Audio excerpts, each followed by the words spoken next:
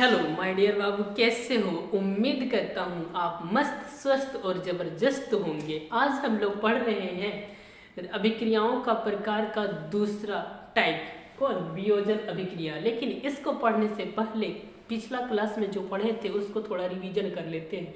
उसमें पढ़े थे संयोजन अभिक्रिया, उसको पहले समझ लेते हैं। उसमें क्या हुआ था बाबू? दो या दो से अधिक अभिकारक मिलकर एक उत्पाद का निर्माण होता है संयोजन अभिक्रिया में। उदाहरण में जैसे हम लोग पढ़े थे बाबू, कार्बन प्लस ऑक्सीजन गैस मिलकर कार्बन डाइऑक्साइड बनाता है।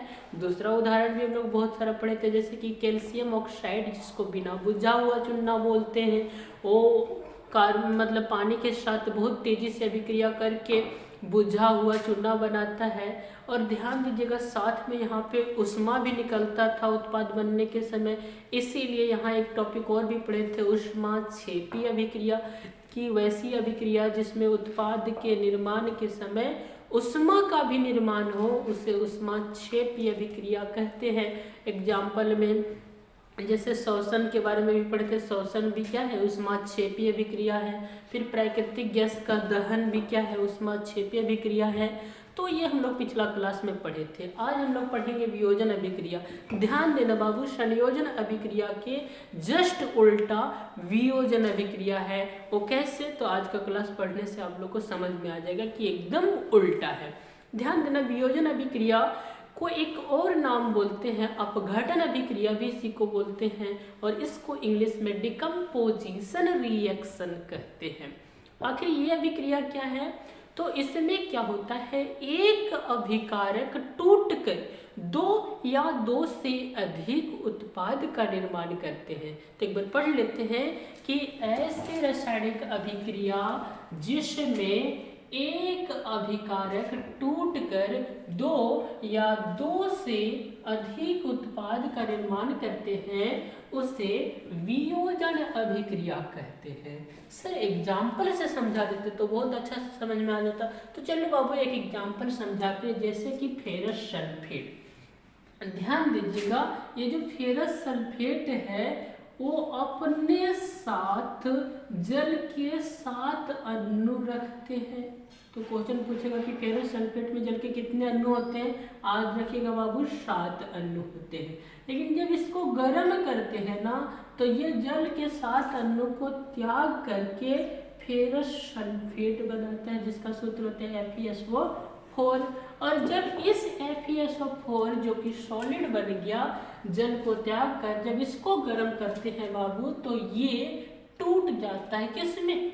फेरिक ऑक्साइड में, जिसका सूत्र होता है Fe2O3 जो कि सॉलिड है, और सल्फर डाइऑक्साइड गैस में, जिसका सूत्र होता है SO2, और सल्फर ट्राइऑक्साइड गैस में SO3 गैस में। अब अपनी ध्यान से प्यार भरी नजरों से जब देखिएगा बाबू, तो यहाँ पे एक अभिकारक है जो कि टूट कर कितना बन गया? 2 से ज्यादा, 2 या 2 से ज्यादा। तो यहाँ पे 3 बना है, फेरिक ऑक्साइड बना है, सल्फर डाइऑक्साइड बना है, सल्फर ट्राइऑक्साइड गैस बना है। अब ध्यान दीजिएगा, एक और एग्जाम्पल है जो ऑब्जेक्टिव के पॉइंट ऑफ व्यू से बहुत ही इंपॉर्टेंट है बाबू। कैसे? तो ध्यान दीजिएगा, यहाँ पे जो लेड नाइट्रेट है उसका सूत्र होता है PbNO3 का होल 2। इस लेड नाइट्रेट को जब गर्म करते हैं तो ये भी टूट जाता है बाबू। ध्यान दीजिएगा, ये लेड ऑक्साइड में टूटता है, जिसका सूत्र होता है PbO, और NO2 गैस में टूटता है, और ऑक्सीजन गैस में टूटता है। ये NO2 गैस से यहाँ से क्वेश्चन एराइज होता है कि ये टूटने के कारण ये धुआं के रूप में निकलता है, और इसका धुआं होता है भूरे रंग का। तो क्वेश्चन मुझे जैसे पूछता है कि लेड नाइट्रेट जो है जब उसका तापन के कारण टूटता है तो वो एक भूरे रंग का धुआं निकलता है। वो भूरे रंग का धुआं किसका होता है?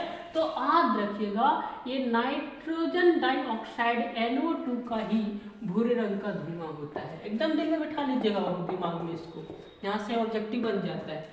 अब ये आगे, अब इसके आगे पढ़ते हैं कि ये जो वियोजन अभिक्रिया है वो मुख्य रूप से यहाँ 3 प्रकार पढ़ना है, जिसमें पहला है उष्मीय वियोजन अभिक्रिया, दूसरा है प्रकाशीय वियोजन अभिक्रिया, और तीसरा है विद्युतीय वियोजन अभिक्रिया। तो एक एक करके बाबू यहाँ पे तीनों हम लोग डिटेल में पढ़ लेंगे। तो सबसे पहला क्या है, उष्मीय वियोजन अभिक्रिया। ये क्या होता है, तो ध्यान दीजिएगा बाबू कि वैसी वियोजन अभिक्रिया जिसमें किसी भी अभिकारक को तोड़ने के लिए उष्मा की जरूरत होती है, उसे उष्मीय वियोजन अभिक्रिया कहते हैं। एग्जाम्पल से समझते हैं, कैल्शियम कार्बोनेट जिसका केमिकल सूत्र मतलब रासायनिक सूत्र होता है CaCO3, जब इसको गर्म करते हैं बाबू तो ये CO और CO2 में टूट जाता है। कब, जब इसमें उष्मा देते हैं तब। यहाँ पे ध्यान दीजिएगा, यही CaCO3 का कई नाम है, जैसे इसको चूना पत्थर भी बोलते हैं। इसका एक और नाम है संगमरमर, जिसको इंग्लिश में मार्बल बोलते हैं। तो अगर क्वेश्चन पूछे ऑब्जेक्टिव की संगमरमर का रासायनिक नाम मतलब रासायनिक सूत्र क्या है, तो बोलिएगा CaCO3। रासायनिक नाम क्या है, कैल्शियम कार्बोनेट। और ये जो CO बना बताया इसको क्या बोलते हैं, कल इसका नाम बताया था, बताओ जल्दी। हाँ, पढ़वे नहीं करता है, ध्यान दो, इसको कल बताए थे संयोजन अभिक्रिया में कि इसको बोलते हैं बिना बुझा हुआ चूना। और कल बताए थे कि जब बिना बुझा हुआ चूना उनको पानी के साथ अभिक्रिया कराते हैं तो क्या बन जाता है, बुझा हुआ चूना। तो बुझा हुआ चूना का सूत्र क्या हो जाता है, CaOH, और बिना बुझा हुआ का क्या है, CO, जिसको बोलते हैं बिना बुझा हुआ चूना, और CaOH, जो कि पानी के साथ अभिक्रिया करने के बाद बनता है और साथ में उष्मा भी निकलता था। इस CaOH को क्या बोलते हैं, बुझा हुआ चूना। अब दूसरा देखना बाबू, प्रकाशीय वियोजन अभिक्रिया क्या है। तो ये ऐसी वियोजन अभिक्रिया है जिसमें अभिकारक को तोड़ने के लिए सूर्य का प्रकाश की जरूरत होती है। अब पता चले आप एकदम वेपर लाइट लेके जा रहे हैं कि अभी ये टूटेगा, तो बाबू यहाँ पे वो लाइट काम नहीं करेगा। पता चले बड़का वो टॉर्चवा बार रहे कि टूटबे नहीं करेगा। यहाँ पे सूर्य का प्रकाश का जरूरत होता है। जैसे ये जो सिल्वर क्लोराइड है इस सॉलिड अवस्था में होता है, जब इसको सूर्य का प्रकाश इस पे पड़ता है तो ये सिल्वर और क्लोरीन गैस में टूट जाता है। ठीक उसी प्रकार यहाँ पे सिल्वर ब्रोमाइड पे जब सूर्य का प्रकाश पड़ता है तो ये सिल्वर और ब्रोमीन गैस में टूट जाता है। अब ध्यान दीजिएगा बाबू, यदि बैलेंस करना चाहिए, यहाँ क्लोरीन 2 है तो यहाँ 2 देंगे तो फिर सिल्वर यहाँ भी 2 देना पड़ेगा, ब्रोमीन 2 है यहाँ 2 देंगे तो फिर यहाँ भी 2 देना पड़ेगा। अब जब ध्यान से देखिएगा ना बाबू तो यहाँ से क्वेश्चन बनता है। क्वेश्चन क्या बनता है, ये जो सिल्वर क्लोराइड है ना शुरू में सफेद रंग का होता है, लेकिन जब सूर्य का प्रकाश पड़ता है तो ये धीरे धीरे धूसर रंग का हो जाता है। धूसर रंग ना बाबू, धूसर रंग, धूसर रंग। सर ये धूसर रंग क्या होता है, थोड़ा बैंगनी जैसा होता है, जिसको इंग्लिश में बोलते हैं ग्रे कलर। कौन कलर बाबू, ग्रे कलर। अब ध्यान दीजिएगा, क्वेश्चन पूछेगा कि कौन सा ऐसा मतलब अभिकारक है जिसपे सूर्य का प्रकाश पड़ने पर वो सफेद रंग से धूसर रंग हो जाता है, तो बोलिएगा सिल्वर क्लोराइड। ठीक, सूर्य का प्रकाश पड़ने से पहले वो सफेद होता है, लेकिन जब सूर्य का प्रकाश पड़ता है तो धूसर रंग बन जाता है। ठीक, और यहाँ से क्वेश्चन और ऑब्जेक्टिव बनता है। ऑब्जेक्टिव क्या बनता है कि क्वेश्चन पूछेगा कि श्याम श्वेत फोटोग्राफी में, श्याम श्वेत फोटोग्राफी में किस रासायनिक अभिक्रिया का उपयोग होता है, तब याद रखिएगा 2 यही रिएक्शन का उपयोग होता है। किसमें, श्याम श्वेत फोटोग्राफी में, श्याम श्वेत फोटोग्राफी में।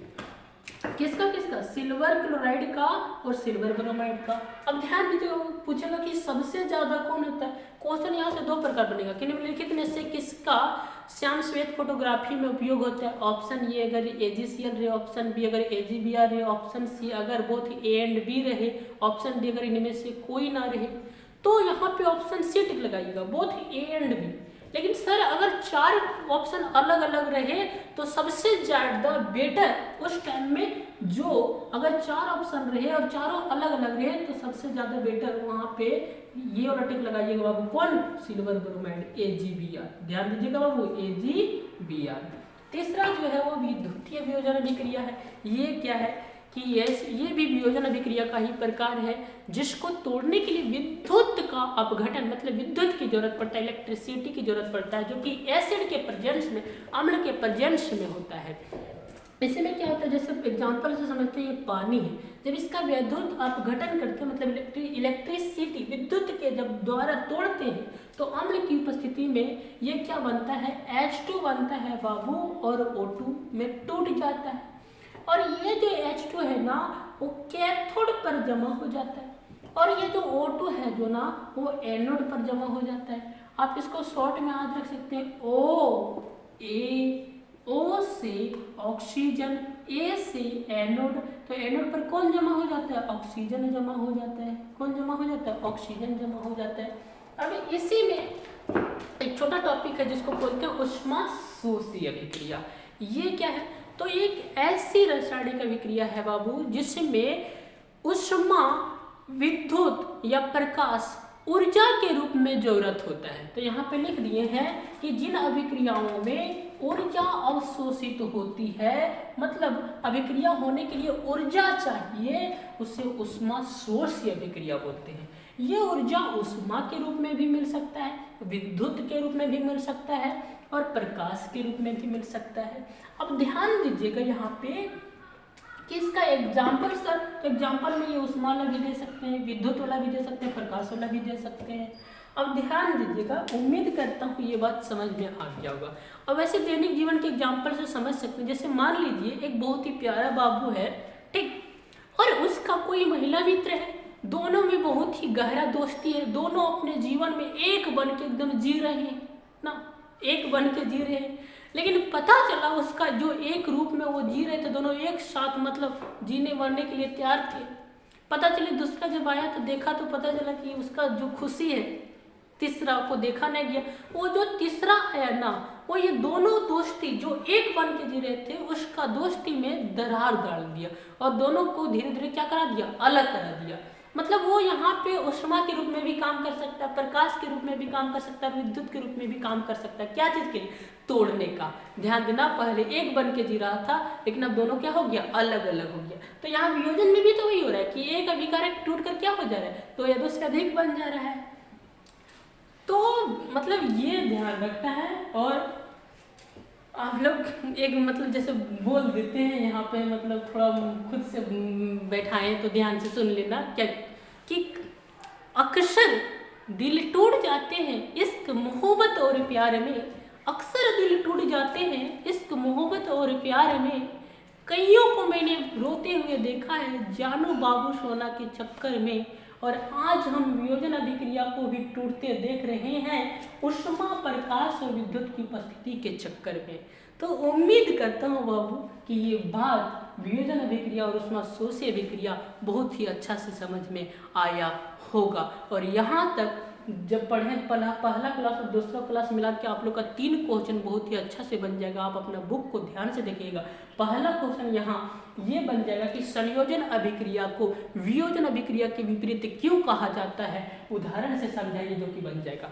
दूसरा क्वेश्चन कि उन वियोजन अभिक्रियाओं का एक एक उदाहरण दीजिए जो ऊष्मा के द्वारा टूटता है, प्रकाश के द्वारा टूटता है और विद्युत के द्वारा टूटता है, तो ये भी बन जाएगा। और तीसरा क्वेश्चन कि ऊष्माक्षेपी अभिक्रिया और ऊष्माशोषी अभिक्रिया का क्या अर्थ है, तो ये भी बन जाएगा। उम्मीद करते बाबू यहाँ तक बढ़िया से समझ में आया होगा। और यदि पढ़ने में अच्छा लगा हो बाबू तो आप लोग एक लाइक जरूर कर दीजिएगा और कमेंट जरूर कर दीजिएगा। वही कमेंट के माध्यम से हम लोग को एनर्जी मिलेगा। पता चले यहाँ पे तो रूम में कोई नहीं है ना, एक जैसे ऑफलाइन में क्या होता है, सामने जैसे देखता तो मतलब चेहरा का स्माइल देख के पता चल जाता है कि हाँ बच्चा समझ रहा है, लेकिन पता नहीं आप लोग को मतलब किस तरह मतलब लग रहा हो, तो एक प्यारा सा जरूर कमेंट कीजिएगा कि हाँ कैसा लग रहा है।